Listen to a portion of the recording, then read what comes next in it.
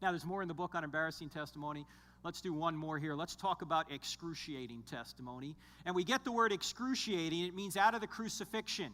And this is the argument that says that these people who were in a position to know whether Jesus had risen from the dead or not died excruciating deaths. They lived brutal lives when they could have easily spared themselves from all that by saying, look, he didn't rise from the dead. I'm still a Jew. Before we look at, by the way, this is a painting, a Caravaggio of Peter being crucified upside down. Before we look at that, though, let's take a look at the apostles' beliefs and practices before and after the resurrection. Remember, all the early Christians were Jews initially. There's only one of the 8 or 9 writers, depending upon who wrote Hebrews, who's not a Jew. Who is it? Luke. Luke is the only one. Everyone else is a Jew. They thought they were God's chosen people and had had a relationship with God for like 2,000 years. And before Jesus came, they believed in animal sacrifice. They had been slaying lambs and other animals to God for hundreds of years. And then suddenly Christ comes along and they say, we don't need to do these animal sacrifices anymore. Christ is here. We don't need to slay all these lambs anymore because they're all symbols. Here's the real Lamb of God who takes away the sins of the world. We don't need to do all this anymore. Just overnight, done. Before they believed in a binding law of Moses. Afterwards they said Christ's life has fulfilled the binding law of Moses. Before they believed in strict monotheism. Afterwards they believed in a Trinity. 3 persons in one divine essence. Yes, I know the Trinity is hinted at in the Old Testament, but it's much clearer in the New. Before they believed in the Sabbath. In fact, they thought they could be stoned for not obeying the Sabbath. Afterwards, they worshiped on Sunday, and Paul even says in Colossians chapter 2, don't let anyone ever tell you have to obey any festival or Sabbath day. If you look in the New Testament, 9 out of the 10 commandments from the Old Testament are repeated in the New Testament. There's only one that isn't. What is it? Keep holy the Sabbath. Theocracy's over. Before they believed in a conquering Messiah. Afterwards they believed in a sacrificial Messiah. Before they believed in circumcision. Afterwards they believed in baptism and communion. Now, what would have caused these pious Jews, who thought they were God's chosen people and had a unique relationship with the God of the universe, to abandon everything on the left for everything on the right virtually overnight? There's only one thing I can think of that would cause something like this, and it's what psychologists call an impact event. What's an impact event? An impact event is an event that occurs to you that impacts you so greatly, emotionally and intellectually, that it can transform your belief system overnight. Some impact events are so impactful that you'll remember what happened that day, even though it happened 50 years ago. You might not remember what you had for breakfast this morning, but you'll remember the events of that impact event forever, till the day you die. Now, only some of you are going to be able to answer this question, but I'm going to ask it anyway. If you can remember where you were and what you were doing November 22nd, 1963, raise your hand right now. Raise your hand. Hold it up high. Hold it up for a second. You see these people with their hands up, ladies and gentlemen? These people are very old. November 22nd, 1963 is my earliest memory. I was 2 years old in 2 days. Yes, I'm 52 years old. I know I don't look a day over 50. In fact, when I turned 50, my wife said, honey, you're going to live to be 100. I said, how do you know? And she said, because you look half dead already. Anyway, I'm standing at 2 years old in 2 days in the living room. My mother is on an ottoman in the living room watching a black and white TV, and she's weeping uncontrollably. Mommy, what happened? What happened? They killed the president. They killed the president. I can still see her in my mind right now as if she was sitting right there. I can see her when she was 26 years old. She's 77 today. But I can see her as if that's going on right now. That's my earliest memory. I don't remember anything before that and very little after that. Where were you when the second plane hit the tower? 9/11. You remember where you were and what you were doing? I was on the phone. I live in Charlotte, North Carolina. I was on the phone to a pastor in north of Charlotte, and he wanted me to come speak at his church. And I had the TV on behind me. I'd seen something had hit the first tower. I didn't know what. I said, you got the TV on? He goes, yeah. I go, maybe a Cessna hit the World Trade Tower or something. He goes, yeah, we're talking. And suddenly he screams into the phone. He goes, another plane hit the second tower. I turned it around, the second tower's on fire. I said, was it a Cessna? He goes, no, it was a big plane. It was a United plane. It flew right in there. I said, you saw that? He goes, it just happened. I said, look, let me call you back. I hung up the phone. For some reason that morning I had CNN on, the communist news network. And I'm not making this up. But the commentator on CNN said, one has to think there's some sort of navigational error here. I said, navigational error? You doofus. This is the clearest day in the history of the Big Apple. What do you think, Stevie Wonder's flying these planes? Hey, man, where is this thing? Where are we going? It's very superstitious. I mean, I said this is terrorism. In fact, I got on the phone the next day. I called that pastor back. I said, we're going to come to your church and talk about Islam because that's what this is related to. Now, 9/11 was, 12 and a half years ago? Coming up on 13? And everyone can remember where you were and what you were doing that day. Impact event. But if I ask you where you were on July 11th of this year, which is about 20 days ago, most of you are going to go, let me look at my iPhone. What was I doing that day? You wouldn't know. Why? No impact event. Do you think a resurrection would have been an impact event?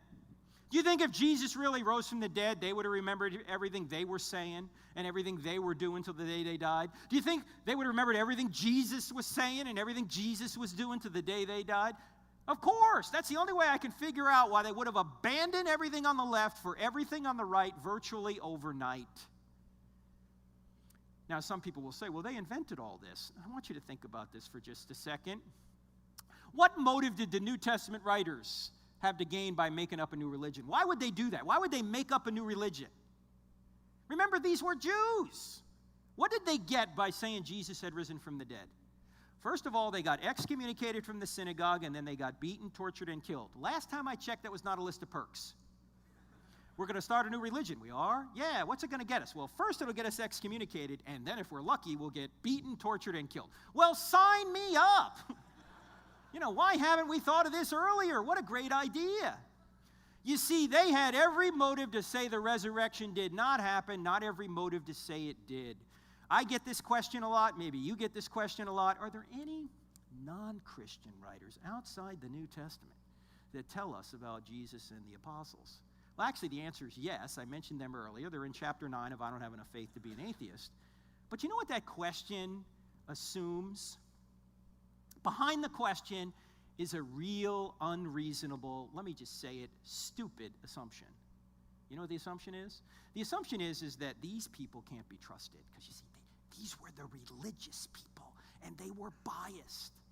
But the non-Christian writers, the people that didn't have an axe to grind, they told us the truth.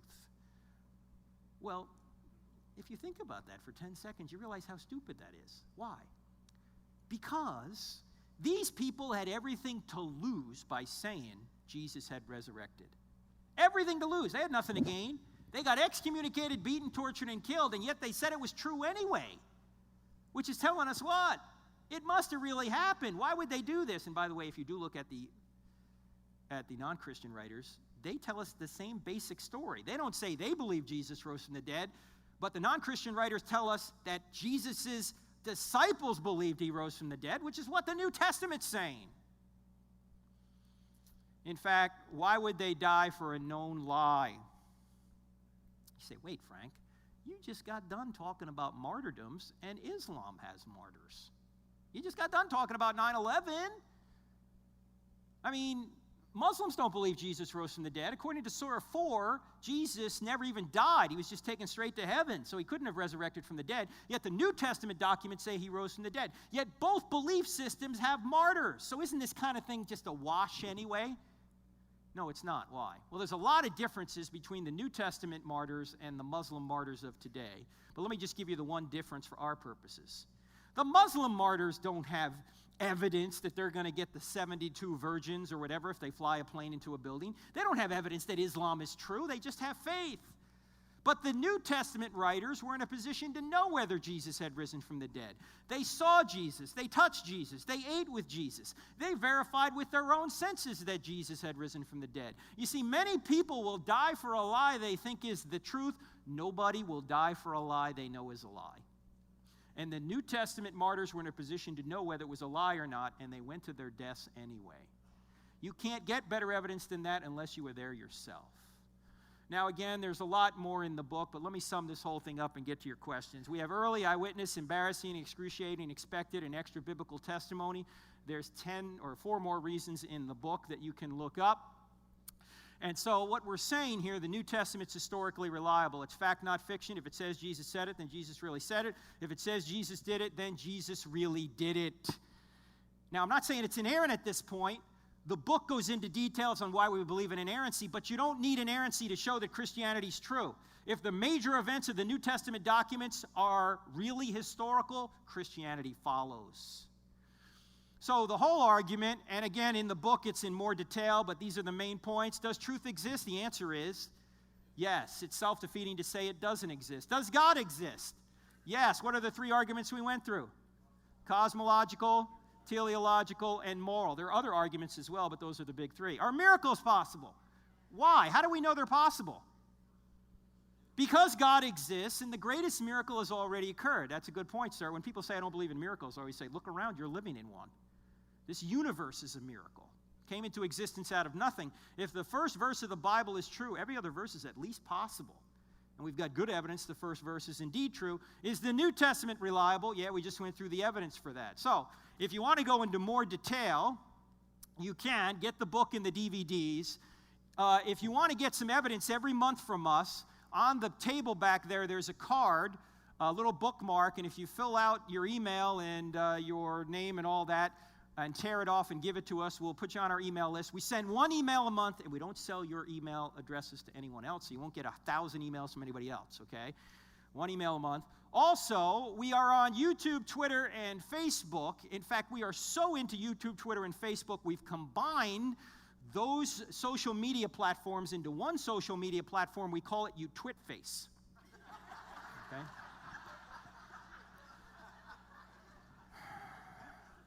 So you may want to sign up for that. It's kind of a Jersey thing, okay?